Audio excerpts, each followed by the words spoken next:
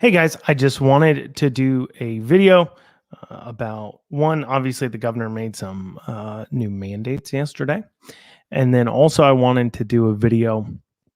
I wanted to talk about some of the response that occurred today, as well as, how people are standing up, how they're fighting.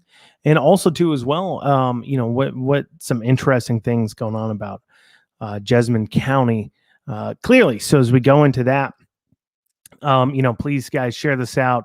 I get a lot of messages asking me these questions. That's why I'm doing a video about them. So that way I can go ahead and just get this done. But before I dig into that, as many of you know, I am running for state Senate. You can have all the great, best, most fantastic ideas in the world. You can stand for something, but if you don't win, it doesn't matter. Unfortunately, in this modern age, it does require financial resources in order to win.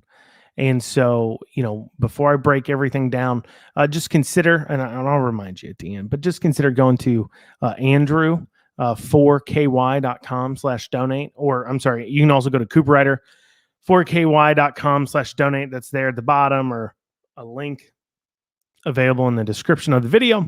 But you can also go to Andrew 4ky.com/donate. You can donate to the campaign if, of course, the kind of legislator you want to see in office. And I really hope I am. So anyways, getting down into it. So the governor yesterday had created a mask mandate. And he specifically did it for the kids. Now, let's break down kind of where we're at real quick to remind everybody. We are currently in a place in this state where he is not supposed to be able to make mandates, such as the mask mandates that he just did, legally on his own, because we've been in a declared state of emergency now for 17 months? One would say that's probably not a state of emergency anymore. It's been 17 months. The legislator has had time to even come into session on their own. Probably will come in session on their own again before the emergency is declared over. And so, what they did when they came in is they said, you got 30 days. When you declare a state of emergency, you have 30 days. You can do whatever you want. But in those 30 days, if you need to continue things past that, you need to call a legislator into session. Now, that was what the law was passed. As you know, Beshear challenged that in courts. It got held up. But then there's a case up in Boone County that was filed in front of Judge Bergman. Judge Bergman then ruled, after listening to experts, and let's talk about that expert testimony. And we have that available on our live stream here, the entire trial from there. But there was an IH expert and an epidemiologist proffered up on the side of those who would say we don't need the mandates, or the governor can afford to follow the law, because his entire argument, and you guys got to remember this, his entire argument about why he doesn't need to follow the law is because people will die. That's what he's saying. People will die. And so several experts were presented about masks and about the efficacy of these mandates. The individuals presented were accepted by the courts as experts. One was Steve Petty, an IH expert. That stands for an industrial hygienist. That has nothing to do with dentistry. That is essentially what is a mask expert. They deal with exposure, eliminating exposures, and toxins and things like that in the environment, in the workplace especially, but just in general. And he testified for a long time about masks, and he broke it down real simple. He said, listen, if this was spread by droplets, then, masks, these medical masks may have some effect. But this isn't. This is spreading by aerosols. And when it's spreading by aerosols, it's exiting the mask. It is, and the judge accepted this. This is the legal definition of mask here in Kentucky, as effective as putting up a chain link fence would be for mosquitoes. because the aerosol particles are just too small. On top of that, he reminded people that, masks are not PPE. Respirators are, in the lowest form of respirators in N95. He also, through his testimony, talked about how your mask gets soiled quickly, had to be removed. And also in settings that he deals with, where you deal with masks, typically you want to move away from them very quickly. And it was his expert testimony that the best way to deal with this, because we're dealing with aerosols, would not be masking or even social distancing. It would be upgrading our HVAC and ventilation systems and getting as much fresh recirculating air as possible available in the system. The other person who testified in that is Dr. Molly Rutherford. She is currently a general practitioner, has treated many COVID patients right here in Kentucky and Louisville, but also as well, before she was a general practitioner, she has her master's in epidemiology, and her job was to brief Dr. Fauci himself on medical studies and what they were seeing across the country to prepare him to testify in front of Congress.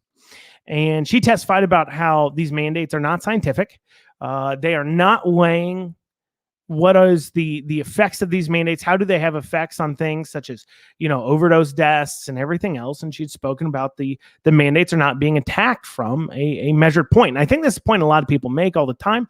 I myself, from the more reasonable side of things, let's say everything is true coming out of the CDC, coming out of Dr. Stack. Well, you still have to weigh that against people who are experts in other things. For example, if we're talking about masking children, what his most recent mandate was, we'd want to talk to also a child psychologist, as well as a person who's an expert in education that would know how this would affect the schools. You'd want an epidemiologist. You'd want an IH expert to talk about the environment around them. You would want a smorgasbord of experts who are all experts. When I describe to people, I would say, when you go in for surgery, if I'm going in for a foot surgery, it's not just an orthopedic surgeon that's in there. There'll be an anesthesiologist to put me under. That's the right term, right? Okay. To put me under. There's nurses there that have their own specialties and what they assist and what they're supposed to be watching for. It is not just the orthopedic surgeon, and that's who it is. The orthopedic surgeon is not the specialist when it comes to putting somebody under. So you bring in another expert for that. And that is how we should be approaching this as we discuss it. Last year in the summer, Dr. Stack was under oath, and he admitted that him and Beshear, mainly Beshear, are just making value-based decisions about what's important to them and what needs to continue. And so all that led to a ruling in a court case. Now, the governor's side of things, they just brought up Dr. Stack, but unfortunately, I guess they'd planned on him being accepted as a COVID expert. However, the courts found they could not proffer Dr. Stack up. Sorry, they could not proffer him up as an expert in COVID. He lacked the credentials. He's not an epidemiologist. He is an emergency room physician.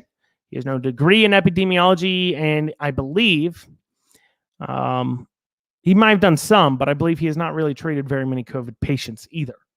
And so he couldn't be proffered up. In fact, in my own ABC case, the state's epidemiologist was barely able to be an expert because she herself had also never actually read a lot of the studies, conducted a lot of the studies, and was just going off of what she's being told.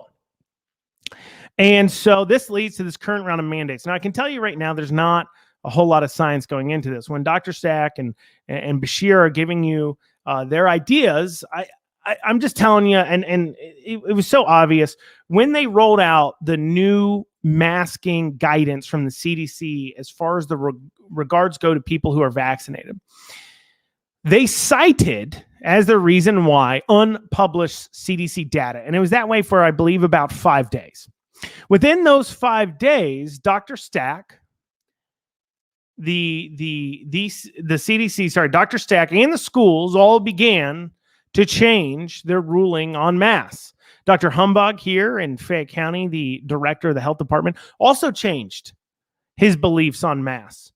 And there was no data. There was no study. It was unpublished for about 5 days. But yet that didn't stop them from changing it because they're just in lockstep with the CDC. You'll see this too as well. And the reason why this is important is it goes into him requiring the mask mandate. So it goes in.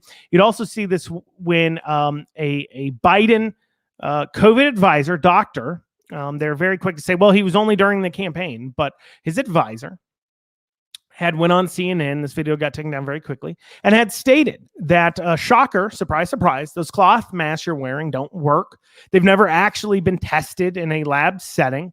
What has been tested is N95 masks that are properly fitting and disposed of, and those show some effectiveness. Now, some is such an important word too. A lot during this pandemic, some has meant one or two when it comes to a state, how many deaths might be prevented by an extremely terrible mandate. 2% reduction in death rate growth is all they could attribute closing restaurants to in a study. But of course, that didn't stop them from coming out and saying that restaurant mandates saved lives. Anyways, so Beshear can't make mandates.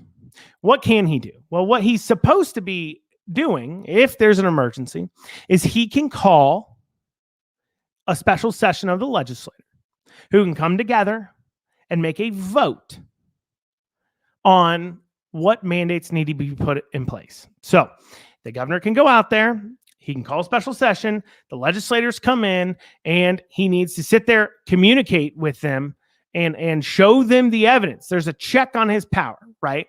Now, he's been up on the TV screaming at us about how much it's growing, showing us charts with no y-axis for a while now. I believe about 3 or 4 weeks. He could have called a special session by now and presented the evidence and data that he uses to make his decisions to the legislators and discussed what would be a good option. And for those of you who sit there and say, well, he couldn't do that, the Republicans would never do anything. I bet you this General Assembly, I bet you they would put in a mask mandate if they were asked to. They would make a deal with Beshear that put in a mask mandate. I bet you they would. But regardless, he can call a special session. So it's not that there can't be COVID guidelines put in place if people are dying in the street. It's that Beshear cannot do it on his own. And that's the way it should be. Beshear should, at this point, it's been 17 months. We're still in this. He shouldn't be the only one calling the shots. He's clearly failed at this point. He's failed to properly balance the COVID concerns with the liberty. So what's going on here? So he's saying, hey, the ICUs are filling up, and we're hearing that a lot. And it's just frankly, they don't talk about deaths a lot. Today, for the first time, he talked about deaths. And he talked about, because we're now into the double digits of deaths. We've been averaging, I believe, our 7-day average was about 5. And then today, somehow it shot up to 10. And, he's super concerned about it. But as of the daily report for the 11th, our ICU capacity is right at, let's see here, ICU bed 65%, occupancy rate, inpatient beds 68%, and only 31% of our ventilators are in use. Now, I had it on good information that we were doing this to just keep people out of the hospital. See, people at some point got this notion that they have a right to not get sick, and you don't. You don't have a right to not get sick. I hate to tell you, but that was not in the list of rights that our founders based our country on. It was not life, liberty, the pursuit of happiness, also known as property. If you're a Lockean person like I am, and then the fourth one was not thou shalt not get the cold. That actually wasn't in there. I know it's a shocker. I know Beshears might be shocked to hear that thou shalt not get a cold was not a basic human right. And I'm not going to really get into those arguments. They're ridiculous. But anyway, so, our ICU capacity isn't there. And every day literally today, he's like, oh, our COVID wards are full. Well, they don't tell you they've shrunk the COVID wards because the amount of patients was so low over the last few months, they didn't need them. So they're not even the same size they were at the heart of this. But of course, he's freaking out. And he's letting you know, hey, Now is the time to panic, and what we need to do is throw the mask on kids. Now, why did he pick kids? Well, for a few reasons. One is because kids can't get vaccinated. So his argument is, well, I need to mandate this for kids because they don't have the option to get vaccinated. And one of the arguments in the court case is if people want to get vaccinated, they can get vaccinated. Either they work or they don't. If they do work and people can go get vaccinated, then, it's up to them, right, to get vaccinated and protect themselves. And if somebody like me decides I don't want to get vaccinated and I catch COVID and I die, that's on me too. It's personal risk factors, right? And so that's part of the argument. So he's thinking that, okay, if I do kids, one is he's trying to claim, and as I read the filings that he filed with the Supreme Court, he's trying to claim that the ruling of Judge Bergman only applied to restaurants and did not apply to childcare facilities, which I believe there was a childcare plaintiff in that case. At least there was before this new case came around. So it could be that there's a child care plaintiff. Also, as well, his claim is that it's only in Boone County, doesn't apply statewide, which is really funny because that's the exact argument he took when the Scott County judge ruled that his mandates weren't enforceable. And that Judge Shepard's doesn't have any jurisdiction in this court. And Beshear said, it applies statewide. So when he gets a ruling he likes out of Judge Shepard, it applies statewide. But when he gets a ruling he doesn't like out of Judge Bergman, it does not apply statewide. And that is how the governor has decided to move forward. Frankly, that is not legally true.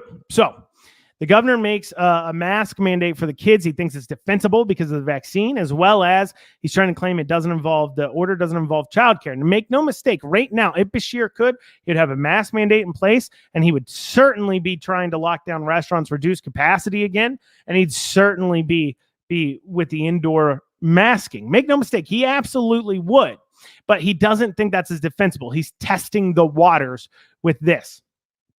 And we'll see how it goes. I mean, Daniel Cameron has made noises that he's considering, of course, holding him in contempt. They're speaking with the Supreme Court, as well as Chris Weiss has also done the same thing. And so there is certainly some light at the end of that tunnel, but we're going to see what happens. We'll give him a couple of days. I know that if I was ordered to be held, if I had a court order and I ignored it, I'd be held in contempt. But apparently, if you're Beshear, that does not matter. And so he made this mandate, and he makes it last night. Like I said, he wants to make greater mandates. He's testing the waters first. Now, this is really, he wants to stand up there, and he cut 2 videos today and a picture about, don't make this political. It's about saving our kids, blah, blah, blah. If it's really about that, why don't you call a special session like you're supposed to? We don't throw a rule of law out the window in the sake of security. And by the way, only 2 probable kids have died from COVID in this state under 18. One, even Beshear himself, so it was probably sudden infant death syndrome. And because it was an infant, so there's only 1 school-age child that is probably, according to the state numbers, died, and 0, according to the CDC numbers, because they only count confirmed deaths, that have died from COVID in this state. But yet we have to mask our children. And there's a lot of weird arguments behind it. They're not very good. But, this is what we're in front of. This is what we're facing. And so he makes the mandate. And a lot of people want to know what's the response? How do we handle this? Well, it's the same thing as these private employers making this mandate vaccinating nurses, which, by the way, I've made this joke several times. I don't understand why in the middle of a health crisis, and I'm told we're in the middle of a health crisis, I'm yelled at every day by my governor, why we would be firing our healthcare workers. That doesn't make much sense to me. We're in a healthcare crisis. Shouldn't we be keeping as many of them as we can? But of course, but anyways, that's employer mandates. Now there's a light at the end of the tunnel, and BR 10, I'm sorry, is it 106 or 3? 106 from Savannah Maddox to ban public funded entities such as hospitals from mandating vaccines. Also, as well, we are pushing for a bill that would hold employers fiscally responsible for if they mandate a vaccine, and a person is injured by that vaccine, an employer would have to pay the liabilities. Just to kind of give them pause, if it's a safe and effective vaccine, you believe in it, then that shouldn't be an issue to hold employers liable. If it isn't, then well, maybe we shouldn't be mandating it, right? If that's that big of a concern. So that's just our solution. You can join in on that. You can go to freedomfight.us/do-your-job, freedomfight.us/do-your-job, and you can, with just a few clicks, email all 138 legislators one message simply saying, do your job, pre-file this bill so we can get a light at the end of the tunnel for our nurses. I was at a protest today in E-Town for that. And these nurses are standing strong. I know we've got the masking thing going on, but let's not forget that they're facing mandates. If they don't get vaccinated here within the next 4 days, most of them, by August 15th, they're supposedly going to be fired. If they hold that line, because guys, I need you to do something right now. I need you to look in the mirror, because that's the person who's coming to save you right now. They may or may not hold Beshear in contempt. They may or may not push it. The Supreme Court may or may not overturn it, because the rule of law has been generally thrown out the window. We have too weak-kneed of legislators for the most part to hold them accountable when they could have. And now we're coming across a situation where that's coming back to haunt us, of course. And so, and here's the bottom line. You can be vaccinated. You can support masks. You can think they work. I mean, the mask thing's a little strange just because we've heard this case out. I mean, as long as COVID still spreads by aerosols, masks won't work. I just have to say that.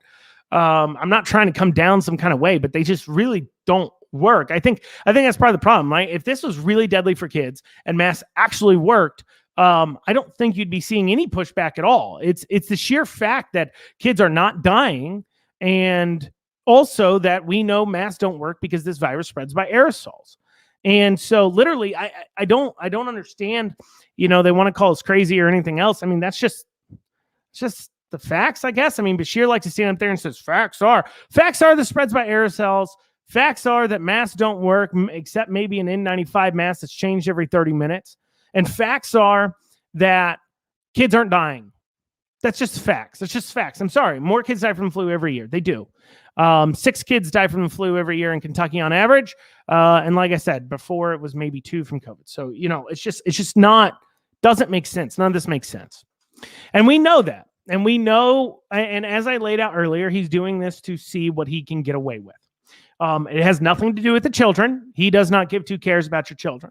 Shockingly, the guy who allowed entire school districts to be NTI only for an entire year gives 0 cares if your child is actually in school or not, and gives 0 cares about your child. He doesn't care. If he cared, he'd call a special session and figure out how we're going to get to the bottom of this, but that's not what he's doing. Instead, he'd rather play around in the courts and do power moves to see what he can get away with. So how do we handle it? Well, go out, look in a mirror. That's how we handle it. That's how you handle it. You got to look in a mirror. You got to say, it is up to us to just kind of massively disobey. And the reason why I'm saying that is because, and we saw some of that today. This morning, we hosted a protest at Fayette County Public Schools. School board, about 150 people showed up.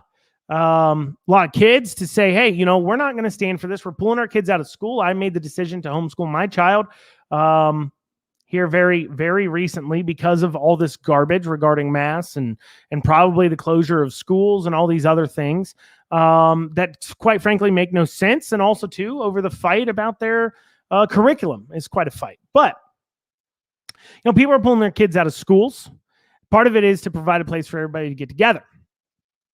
Now, what we saw out of Jessamine County was, I was on my way to E-Town to that protest with the nurse, and my wife calls me and says, there's a fair amount of kids here from Jessamine County. So she starts filling me in that East Jessamine High School was suspending children who showed up maskless and refused to wear a mask. And they were suspending them. And so we made a post saying, hey, East Jessamine's suspending, but we were informed, and I was just doubly informed by another individual that goes to East Jessamine. Around 200, I'm sorry, that goes to West Jessamine, sorry, that around 200 students at West Jessamine showed up not wearing masks, and they didn't do anything. These are two high schools in the same school district. But East Jessamine was suspending students.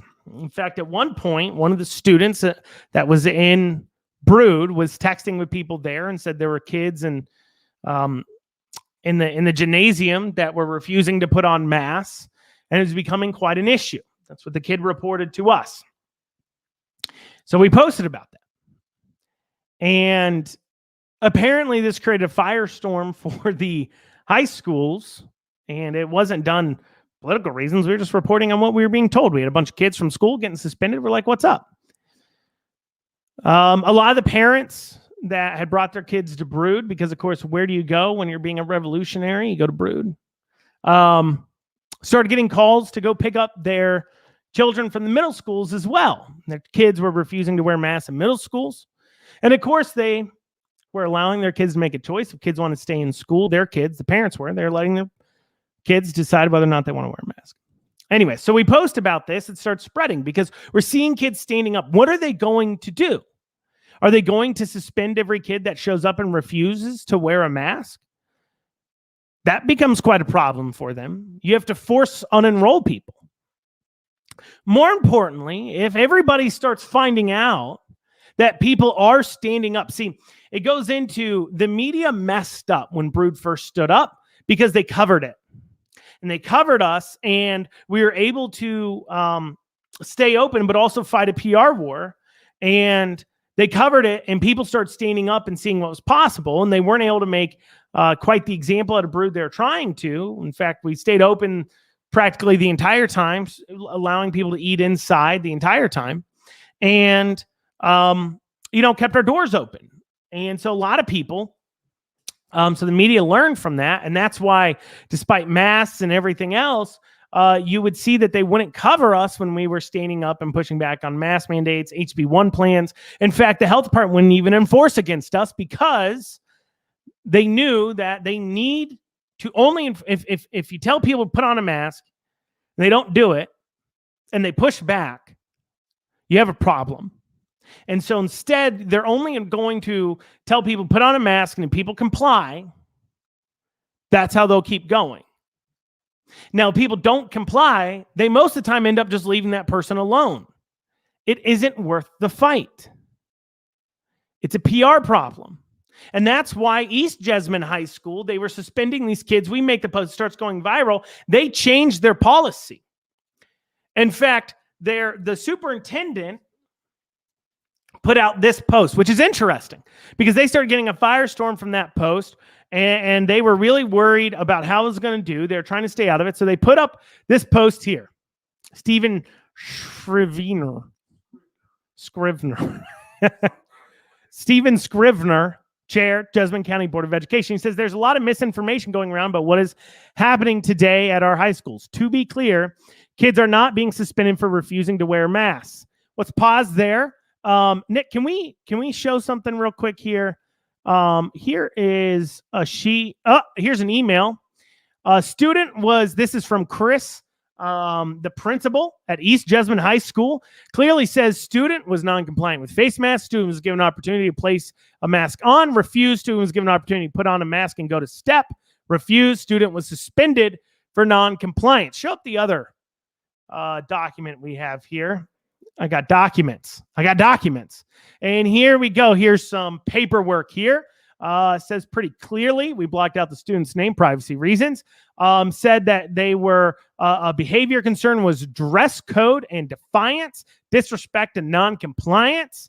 Hang loose, bud. Anyway, so consequences. He was given suspended for 1 day, start 8/11, return 8/12. That was the rule. Out of school suspension, as you can see there at the top. And at the bottom says refuse to place a face mask on. Signed by the school administrator. Date, phone number. Let's go back. That grammar is great. Let's go back to that superintendent's post. Because what this superintendent posted was, to be clear, kids are not being suspended for refusing to wear masks. Does the principal of East Jessamine High School know that? Did he not get the memo? No, this is what happened. This is what really happened. We posted about it. They started getting calls about it. Put that post back up. They started getting calls about it. They started getting issues about it. And so they quickly changed their policy. And he goes on to say, both principals are encouraging compliance with the requirement to wear masks, allowing for a short grace period to come into compliance. But they are not suspending kids for that alone. There was an incident at one of the high schools that escalated behavioral issues that resulted in suspension.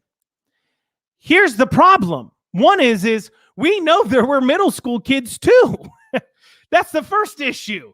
Now, we know that they were picking up, they weren't getting suspended, but the parents were getting called and they're having to go and pick up their kids. And we know it was way more than one child from East Jessamine that was suspended. Way more than one child. So the superintendent lies, and then they put forward their new policy because they can't afford the media storm. They don't want it. So they put forward a new policy saying, we're not going to enforce masks. That's what they said. They're not enforcing it. They're not saying that, but they're saying that. We're gonna not enforce, just to allow some adjustment period. I thought we were in the middle of a deadly pandemic. Didn't you? Adjustment period. People are dying in the streets. How are we going to have time for an adjustment period? These kids are dropping like flies. Oh, that's right. You have time for an adjustment period because, maybe it's not as big of an emergency as we claim it is. Anyways, regardless, the superintendent lied. And not we, but the kids standing up and then us posting about that has caused the schools there to back off their policy. There's several other boards that I know are not and have decided to not mask the children in defiance of Beshear because it is not even his role. And so, yes, chairman of the Board of Education, right. Not the superintendent. Chairman of the Board of Education. And then as well, like I said, now West Jessamine, we were told, was not suspending people. And then they did because this is what we were told. There's some kids from the high school and middle school there started getting picked up because they started getting calls from one side saying you should be enforcing this. And then they start getting calls from the other side and they decide, nope, we're not enforcing it. And they changed path. And that's why I said 200 kids is what we're told was at West Jessamine High School unmasked. And so if you believe, what's that? The superintendent backed that statement. So it's both of them. Oh, okay. So the superintendent also is claiming nobody was suspended. We have the paperwork. We have the documents. We have the proof. So they're just lying at this point because they want it to go away. And that's the key thing to understand. Most of these government actors, they just want this to go away. If you stand up, they will back down, especially if a large group of you do. They can't handle the idea of mass suspending kids. They can't deal with it. So that is why if you want your child to not wear a mask, and if your child doesn't want to wear a mask, send them to school without a mask on. That is your choice. Make that choice. That's your choice to make. Some people want to sit there and say, well, it's about kids and it's bad for your kids to do that. And they want to pretend like it's just not the case. I mean, kids are just, like I said, if kids were dying in the streets and masks were proven to be an actual preventative tool, I mean, you don't have to be a genius to know. I have a 9-year-old son. He's touching his face. He's playing all day. You don't have to be a genius to know that's wrong. You don't have to be a genius to know that, but that has certainly not stopped them from trying to put that forward. We know it's wrong. So you can even believe masks work for adults with still believing masks aren't a good idea for children. So you don't need to be a crazy right-winger. You can be just a normal human using their critical thinking skills that says, you know what? I don't think masking my kid is a great idea. And if you want to stand for that, if you want to make a deal about it, if you want to tell your kids, when something doesn't make sense and they just tell you, just go ahead and do it anyways, unless they're your parent, you have a right to demand an answer. So if you don't want your kids wearing masks at school, don't put them in a mask. Let them know you'll back them regardless of the consequences. Tell them to remain courteous, nice, straightforward, kind. But don't put them in a mask if you don't want to. Don't have them get violent, discourteous. Like I said, don't have them swear. Say, I will back you if you decide, child of mine, that you don't want to wear a mask. You can stand there and say, I'm not wearing a mask. And I'll back you for that and let your child know that, and they can make their own choices. Well, it's a little update now. There are a lot of protests going on all over this state. What I encourage you to do is go to freedomfight.us/calendar. Go on there. If you see, you can see local protests going on. If there's one you know of that's not on the calendar, please add it. You can add it. Anybody can add it. Add things to the calendar. We do have to approve them, but we approve them very quickly. So please add it to the calendar if there's protests going on, but go there to find out how to get involved. If you're looking to get involved, if you're looking to stay up to date on protests we get involved with, you can text the word liberty to 33777. Once again, that's the word liberty to 33777. You can stay up to date on that. And then once again as well, a lot of people, there's a reason why a lot of politicians don't stand up and fight. And that is because they're worried about staying in office. That's what they're worried about. A lot of people that would normally advise candidates, such as myself, would tell me what I'm doing is silly. I don't want to draw attention to myself in this way. And granted, I struggled with that myself of saying, oh, geez, I don't want to, I'm trying to lay low a little bit or something like that. And then I realized that I don't really care. I care more about taking a stand. What's the use of being in office if I can't take a stand? What's the use if I'm not going to stand for what I believe in? If this district, which has been Republican for 22 years, if this district that I'm running in, District 12, decides I'm not a good fit, that is a decision they make, but I'm not going to compromise what I stand for in the process. But I ask you guys to please go ahead and donate to the campaign. And that's andrew4ky.com/donate. Donate to the campaign, andrew4ky.com/donate. I thank you guys, and please share this video out. Thanks.